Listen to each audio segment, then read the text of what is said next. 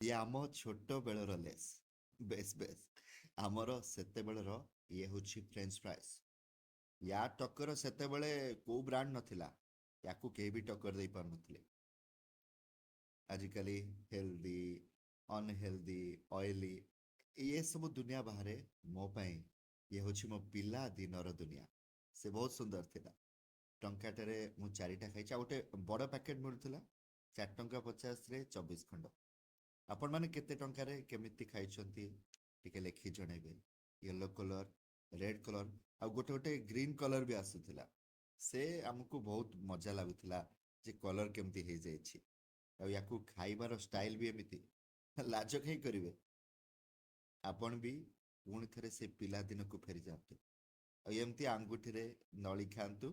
କିଛି ଲାଜ କରିବାର ନାହିଁ। ସେ ଦୁନିଆକୁ ଫେରିଯାଆନ୍ତୁ। ଟିକେ କିଛି ସମୟ ପାଇଁ ଏ ସବୁ ଟେନସନରୁ ଦୂରେଇ ଯାଆନ୍ତୁ। ମୁହଁରେ ହସ ଆଣନ୍ତୁ। ଆଉ ଆମର ସେ ପିଲାଦିନକୁ ଫେରିଯାଆନ୍ତୁ।